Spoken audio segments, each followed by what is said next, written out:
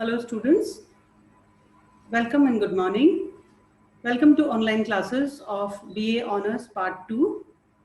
Students, I am Dr. Gayatri Yadav, Associate Professor in Geography in BSR Government Arts College, Alwar.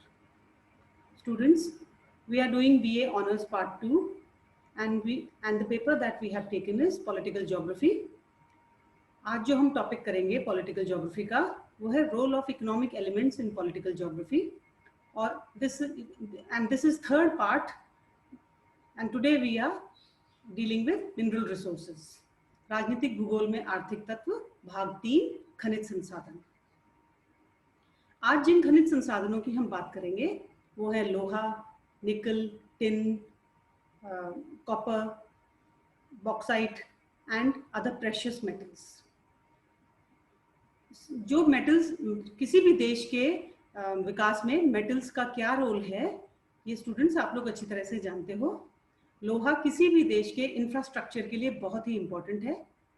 Railways, bridges, factories सभी के लिए लौह अयस्क बहुत आवश्यक है और सबसे इम्पोर्टेंट मेटल है। लोहे को बनाने के लिए और भी अनेक संसाधनों की आवश्यकता पड़ती है, वो भी इम्पोर्टेंट है। और इसके साथ साथ हम जिन धातुओं के बारे में पढ़ेंगे वो हैं तांबा, सीसा एवं जस्ता, बॉक्साइट एंड एल्यूमिनियम, टिन और निकल, manganese and precious elements like silver, gold and platinum. खनिजों के उत्पादन का किसी भी राज्य के राजनीतिक स्वरूप पर अप्रत्यक्ष प्रभाव पड़ता है। यद्यपि कुछ खनिज सामरिक दृष्टि से अधिक महत्वपूर्ण होने के कारण राज्य की शक्ति एवं सामर्थ्य को प्रत्यक्ष रूप से प्रभावित करते हैं। खनिज तथा उनसे उत्पन्न राजनीतिक जटिलताओं का अध्ययन उत्पादन के आंकड़ों पर निर्भर होना चाहिए, किंतु उत्पादन में अत्यधिक वार्षिक परिवर्तनशीलता तथा कुछ देशों के सही आंकड़े उपलब्ध न होने के कारण यह संभव नहीं हो सकता या जो परिणाम होगा वह अधिक प्रभावशाली नहीं होगा। यह सत्य है कि खनिजों का शांति काल में जितना महत्व है उतना ही देश की सुरक्षा एवं युद्ध के लिए है। सुरक्षा और युद्ध का जितना भी इक्विपमेंट होता है उन सब में सारे खनिजों की आवश्यकता होती है और वह किसी भी देश को एक स्ट्रॉन्ग पावर एमर्ज होने के लिए वह किसी भी देश के लिए बहुत इंपॉर्टेंट है। संपूर्ण सैनिक उपयोग की सामग्री का निर्माण खनिजों से ही होता है।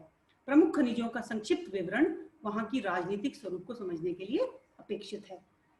तो सबसे पहले हम जो खनिज लेंगे वो है लौह धातु या आयरन ओर। आयरन या लोहा सबसे महत्वपूर्ण है। जैसा कि हमने अभी डिस्कस किया कि इंफ्रास्ट्रक्चर को डेवलप करने में या किसी भी देश की एक तरह से रीढ़ की हड्डी के रूप में आयरन यूज होता है। बिल्डिंग्स में, ब्रिजेस में, रेलवेज में और सभी महत्वपूर्ण युद्ध के इक्विपमेंट में और सारे परिवहन के साधनों में सब में लोहा यूज होता है। तो किसी भी देश में यदि लोहा धातु उपलब्ध होता है तो उसका औद्योगिक विकास भी अच्छा होगा और उस देश का इकोनॉमिक डेवलपमेंट भी अच्छा होगा। तो धातु खनिजों में से लोहा सबसे महत्वपूर्ण है क्योंकि देश का औद्योगिक विकास इसी पर निर्भर करता है। यही नहीं, युद्ध काल में उपयोग में आने वाले अस्त्र शस्त्रों का निर्माण भी इस पर निर्भर करता है। अतः प्रत्येक देश के लिए लौह धातु का महत्व सैनिक उपयोग तथा औद्योगिक विकास के लिए सर्वाधिक होता है। लौह धातु की महत्ता लौह अंश पर निर्भर करती है। जो धातु है आयरन ओर उसको हमें साफ करना पड़ता है और फिर उसमें से लोहा निकलता है। तो जिस देश में जितने हाई क्वालिटी का आयरन ओर या लौह धातु मिलता है वो देश उतना ही ज्यादा लोहे का उत्पादन करता है और उस देश का विकास उतना ही अधिक होता है। तो यदि हम कुछ देशों का लौह धातु का देखें अंश, तो संयुक्त राज्य अमेरिका में लौह का अंश, लौह धातु में लौह का अंश 50% है, स्वीडन में 60% है और जर्मनी में थोड़ा लो क्वालिटी का लौह धातु मिलता है जिसमें कि लोहे का अंश केवल 25% है। वर्तमान में विश्व का वार्षिक औसत लौह अयस्क का उत्पादन लगभग 90 करोड़ मेट्रिक टन है। विश्व का प्रमुख लोहा उत्पादक चीन है। यह विश्व का 24.3% लोहे का उत्पादन करता है। इसके पश्चात ब्राजील, ऑस्ट्रेलिया, भारत, रूस, यूक्रेन, संयुक्त राज्य America, Canada, Sweden, Venezuela, Iran, Kazakhstan और मेक्सिको भी अच्छी क्वांटिटी में लोहा बनाते हैं। कुछ मात्रा में लोहा स्पेन, चिली, मोरक्को, अल्जीरिया आदि में भी प्राप्त होता है। इसके सुरक्षित भंडार वाले प्रमुख देश जिनमें सबसे ज्यादा लोहा मिलता है, यूक्रेन, ब्राजील, रूस, China, Australia, Kazakhstan, USA, Bharat, Sweden आदि हैं। हम भारत के लिए कह सकते हैं ये एक बहुत बड़ा देश है, तो इसमें लगभग सारे खनिज हमको मिलते हैं, और भारत में जितना लोहा का उत्पादन होता है वो भारत के विकास के लिए काफी है, पर्याप्त है। लोह धातु का स्थानांतरण भी महत्व रखता है, क्योंकि धातु को प्योर करना पड़ता है, उसको मेटल में कन्वर्ट करना पड़ता है, तो उसका स्थानांतरण यानी कि हमको परिवहन का साधन भी चाहिए। धातु जहाँ उपलब्ध होता है वहां से उसको फैक्ट्री तक ले जाने के लिए, तो इसलिए स्थानांतरण भी महत्व रखता है, क्योंकि इस्पात तैयार करने के लिए कोयला आदि का प्राप्त होना आवश्यक है।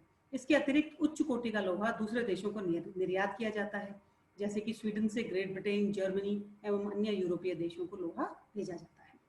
तो ये था लोहे का इम्पोर्टेंस और कौन से देशों में लोहा ज्यादा मिलता है या लोहा अयस्क ज्यादा मिलता है। सेकंड नंबर पर हम जिस खनिज को डिस्कस कर रहे हैं आज वो है तांबा, कॉपर। कॉपर स्टूडेंट्स आपको पता है कि इलेक्ट्रिसिटी के इलेक्ट्रिक वायरिंग्स में और सबसे ज्यादा तांबे का यूज होता है, और इलेक्ट्रिसिटी किसी भी देश के विकास के लिए बहुत महत्वपूर्ण है। इसलिए तांबा यदि किसी देश में मिलता है तो वो भी विकास के लिए आवश्यक है। तांबे के उत्पादन की दृष्टि से चिली सर्वप्रथम है। यहाँ विश्व के कुल उत्पादन का 35% तांबा उत्पादित होता है। अन्य प्रमुख उत्पादकों में पेरू, संयुक्त राज्य अमेरिका तथा कनाडा विश्व का 9% तांबा उत्पादन करते हैं। इसके अतिरिक्त ऑस्ट्रेलिया, चीन, इंडोनेशिया, इंडिया, जाम्बिया, दक्षिण Africa, Congo, Botswana, Poland, Spain, Portugal, Bulgaria, Romania भी तांबा उत्पादक देश हैं। उत्तरी रोडेशिया तथा कांगो संयुक्त रूप से विश्व का 16% तथा रूस 8% तांबे का उत्पादन करते हैं। विश्व का वार्षिक तांबा उत्पादन लगभग 170 लाख मेट्रिक टन है। नेक्स्ट है सीसा एवं जस्ता, लेड एंड जिंक। उत्तरी अमेरिका विश्व का 60% सीसा उत्पादित करता है। इसमें 30% उत्पादन संयुक्त राज्य अमेरिका का तथा शेष भाग कनाडा एवं मैक्सिको का है। इसके अन्य उत्पादकों में विश्व के अन्य देश हैं। सबसे प्रमुख ऑस्ट्रेलिया है, जहां विश्व का 30% सीसा निकलता है। तो स्टूडेंट्स 60% तो नॉर्थ अमेरिका में और 30% ऑस्ट्रेलिया में। तो अब आप सोच सकते हैं कि बाकी विश्व में सिर्फ 10% जस्ता निकलता है। जस्ते के उत्पादन में लगभग यही स्थिति है, अर्थात विश्व का 50% जस्ते का उत्पादन संयुक्त राज्य अमेरिका एवं कनाडा से होता है। इसके पश्चात बेल्जियम का स्थान है, जो विश्व का 9% जस्ता उत्पादित करता है। रूस और पूर्व सोवियत दोनों देशों में ही इस धातु का उत्पादन बहुत ही कम है। नेक्स्ट है बॉक्साइट एवं एल्यूमिनियम। बॉक्साइट के उत्पादक देश विश्व में अधिक वितरित हैं। ऑस्ट्रेलिया विश्व में सर्वाधिक 31% बॉक्साइट का उत्पादन करता है। अन्य प्रमुख उत्पादक देश हैं चीन, ब्राजील, भारत, गायना, जमाइका, वेनेजुएला, कजाकिस्तान, यूएसए आदि। टिन और निकल, इनके उत्पादन में चीन का प्रथम स्थान है। यहाँ विश्व का 45% टिन उत्पादित होता है। इसके पश्चात इंडोनेशिया, पेरू, बोलिविया का स्थान है। अफ्रीका में नाइजीरिया तथा कांगो भी प्रमुख टिन उत्पादक हैं। टिन एक ऐसी धातु है जिसका उत्पादन संयुक्त राज्य अमेरिका में बिल्कुल नहीं होता। आप देख रहे हैं, इससे पहले हमने लोहा, बॉक्साइट और तांबा, इन सब का हमने डिस्कशन किया, तो उन सब में यूएसए सबसे आगे है। लेकिन टिन एक ऐसी धातु है जिसका उत्पादन संयुक्त राज्य अमेरिका में बिल्कुल नहीं होता। हालांकि संयुक्त राज्य अमेरिका काफी टिन को इस्तेमाल करता है, क्योंकि टिन फूड्स और पैकिंग के लिए टिन इस्तेमाल होता है, तो उनको ये सारा टिन आयात करना पड़ता है। रूस विश्व का 17.14% निकल का उत्पादन करता है। इसके पश्चात कनाडा 15.5%, इंडोनेशिया 13.1%, ऑस्ट्रेलिया 11% निकल का उत्पादक है। मैंगनीज, मैंगनीज का उपयोग उत्तम प्रकार का इस्पात बनाने के लिए लोहे के साथ मिलाने के लिए आवश्यक है, यानी लोहे के उसमें से अयस्क में से जो गंदगी होती है वो मैंगनीज से ही निकलती है। इसलिए जिस देश के अंदर लोहा यदि बनाना है तो मैंगनीज बहुत आवश्यक है। तो ये है मैंगनीज, ये इस्पात बनाने के काम आता है, स्टील बनाने के काम आता है। और इसके प्रमुख उत्पादक देश चीन, कजाकिस्तान, ब्राजील और इंडिया है। इसके बाद है स्टूडेंट्स बहुमूल्य धातुएं या प्रेशियस मेटल्स। अब प्रेशियस मेटल्स में आपको पता है सोना, चांदी और प्लैटिनम, ये मुख्य मेटल्स हैं। साउथ अफ्रीका में सबसे ज्यादा प्रेशियस मेटल्स पूरे वर्ल्ड के मिलते हैं। उसके बाद यूएसए में और अन्य देश में भी ये फैले हुए हैं। तो हम कह सकते हैं कि बहुमूल्य खनिजों की दृष्टि से दक्षिण अफ्रीका का स्थान विश्व में सर्वोच्च है। यहाँ विश्व के 45% बहुमूल्य खनिज में उपलब्ध हैं, जिनमें कि सोना, चांदी और प्लैटिनम इंक्लूडेड है। द्वितीय स्थान रूस का है, जहाँ 18% प्रेशियस मेटल्स मिलते हैं। और यूएसए और कनाडा भी दोनों मिलकर 18% उत्पादन करते हैं। चांदी के उत्पादन में यूएसए, कनाडा और मेक्सिको का कुल उत्पादन विश्व का 80% है। तो आप फिर देख लीजिए कि नॉर्थ अमेरिका जो है वो चांदी, सिल्वर के उत्पादन में पूरे वर्ल्ड का 80% सिर्फ नॉर्थ अमेरिका की 3 countries that is USA, Canada and Mexico है, और उनमें अधिकतम उत्पादन होता है। बाकी 20% पूरे वर्ल्ड में चांदी का उत्पादन होता है। प्लैटिनम का 40% भाग कनाडा में और 30% भाग रूस में उपलब्ध है। खनिजों के उत्पादन और वितरण से ये स्पष्ट है कि विश्व की राजनीतिक दृष्टि से अग्रणी एवं शक्तिशाली देशों की खनिजों के उत्पादन की स्थिति खनिजों की दृष्टि से उत्तम है। शक्तिशाली देश जैसे कि रूस, चाइना, यूएसए, कनाडा, ऑस्ट्रेलिया, ये विश्व में काफ़ी प्रभुत्व रखते हैं। इन देशों के अंदर प्रेशियस मेटल्स और दूसरे मेटल्स भी बहुत ज़्यादा हैं, और इसके कारण इन देशों को विकास में कोई बाधा नहीं आई, इनको इन वस्तुओं का आयात नहीं करना पड़ा, इसलिए इनका विकास और भी तेजी से हुआ। दूसरे शब्दों में चीन, संयुक्त राज्य अमेरिका एवं रूस को शक्तिशाली देशों के रूप में विकसित करने में खनिजों ने भी महत्वपूर्ण भूमिका निभाई है। तो स्टूडेंट्स, हम जो टॉपिक कर रहे हैं वो है role of economic elements in emergence of states और role of economic elements in political geography. तो हम ये बात यहाँ पर देख रहे हैं कि इकोनॉमिक एलिमेंट्स में खनिज हैं, और जो देश जितने ज़्यादा जिस देश में खनिज हैं वो उतना ही विकसित हो पाया है। खनिजों की सहायता से ही इन देशों में आर्थिक विकास संभव हो सका।